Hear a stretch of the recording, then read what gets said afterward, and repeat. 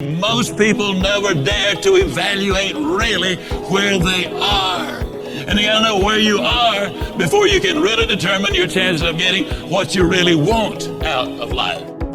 If we can reduce stress, and incidentally, the same process that reduces stress is exactly the same process that will enable you to have a long-term balanced career. You know, so many times people say, well, I do this, but man alive, it hurt, it cost too much money, or take too long, or whatever. I quit smoking, but you know, I gained 47 pounds or whatever, or I go back to college and get my degree. But you know, it'd take me 10 years, and in 10 years I'd be 45. Well, how old would you be in 10 years if you didn't go back to college and get a degree? But instead of that, what you need to do is you set your goal is identify the benefits. Why do I want to do this? Then you identify the obstacles which you've got to overcome. Did you spell out the skills and knowledge required? Did you identify the people, the groups, and organizations to work with? Did you work out a plan of action? And did you set that date? You see, there's a formula.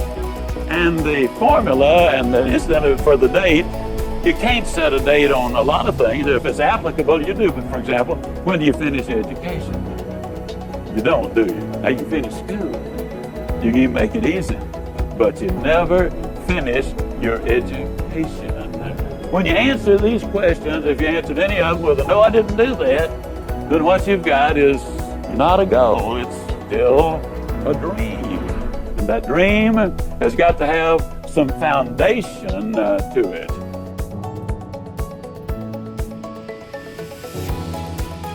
If you want to build a winning attitude, you need to take time, and this is probably going to surprise you based on what you've heard me say so far, but you need to take time to be quiet. You need to do it at least 4 or 5 times a week. A lot of people say, well, that guy keeps talking about time for this and time for that. I don't have time for all of these things. Let me tell you how you can create an extra 3 hours every day of your life, guaranteed. Over 70% of all of the time spent watching television, you're watching things you have no interest in watching. Let me encourage you to do this. Take a slow, lazy, drifting, absolutely meaningless walk. Just almost go to sleep on the walk. Not an exercise walk, you need to do those too, but a very quiet walk. Pick out a place in your home where you can be absolutely quiet on occasion. If you have to get up 30 minutes earlier, that's wonderful. I don't know why, but I seem to wake up earlier in the winter months than I do in the summer months. And when I get up, it's pitch dark. I have a nice little office. I go in there and I turn on the gas log. And I sit there. And every time I do that, without exception, I have the most exciting day of my life. I simply run through my mind the things I'm going to be doing. As you plan the day, as you think of all of the things we've got to be excited about, it really does renew your energy and it gets you excited about the day. Now let me tell you something. This is going to be one of the toughest things you'll ever do. When you sit down saying, well, I'm going to sit perfectly quiet for 20 or even 30 minutes, you will think of 2,868 reasons or things that you've got to do. You try to decide, do I raise the window or lower it? Do I turn the heat up or down? Do I cut the air conditioner off or do I turn it more full blast? Do I really need to go to the bathroom? Am I going to get me a cup of coffee? What is that noise against the outside? Maybe I better check up on that.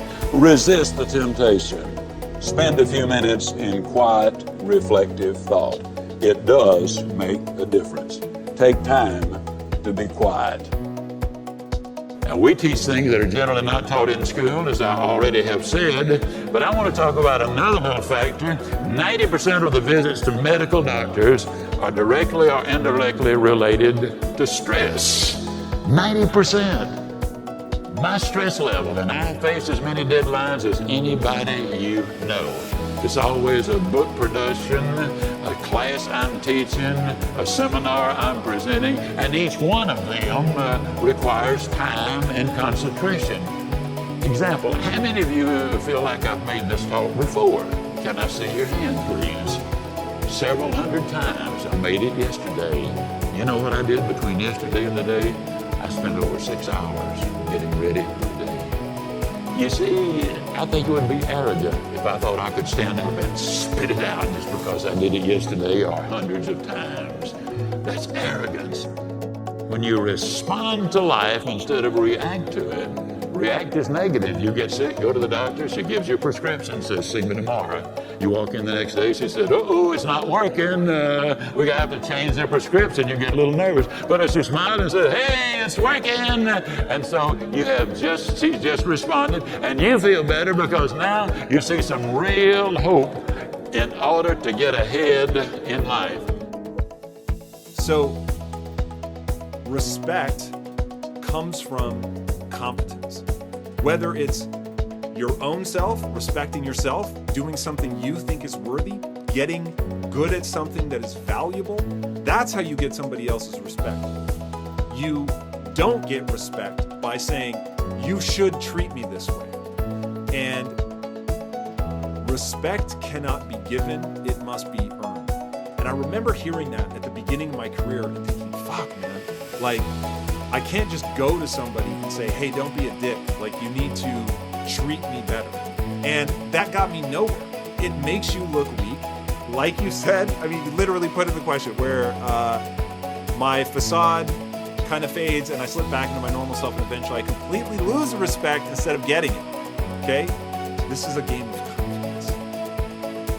To be confident, you must actually be good at something. I'm sure you've heard the phrase, confidence comes from competence. Okay? Same with respect.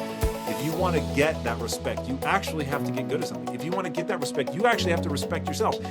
Oh God, there's a great story. So I interviewed Matthew McConaughey. Watch the episode. First of all, it's fire. That dude's amazing. But he, in his book, Green Lights, he talks about how he came to Hollywood and first he was discovered in Texas. Now, why was he discovered in Texas? Because he had swagger. He had that it factor. He didn't give a shit. He didn't want people's approval. He wasn't asking for anything. He wasn't coming to the world with his hand out. This is so critical. This was a turning point in my life.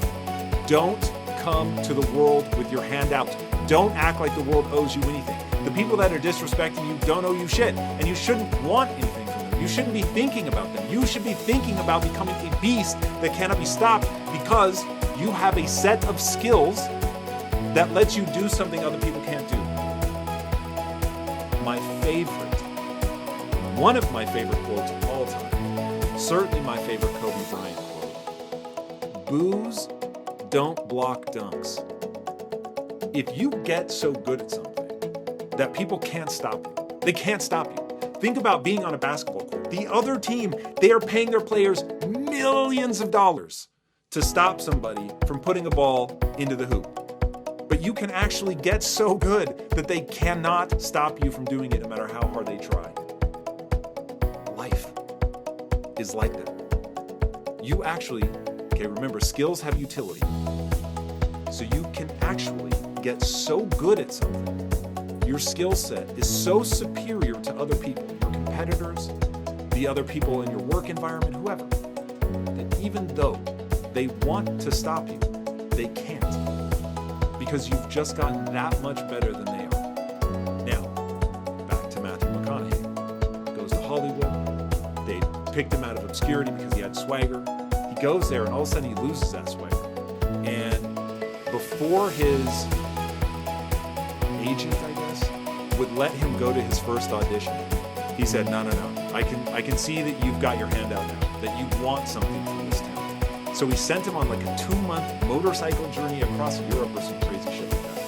And he said, when you're ready and you no longer want anything from this town, and you can just walk in, be you, totally unapologetically, then we'll start sending you out on auditions. He did it, he comes back, he's got his swagger, he sends him in, and obviously the rest is history. And that shit is hard. And I know that people want an easier path forward, but the reality is you have to get so good you can dunk on even the people trying to stop you. That's just the truth. And when you do that, and you're no longer wanting other people's respect, you don't care about that, all you're doing is investing in skill set, then it will pay off. All of a sudden, people will respect you. And by the way, be kind to people. Extend that respect to those that have earned it, of course. But don't be cold or cruel, even when people are being that way to you. I can't tell you how much that will pay off.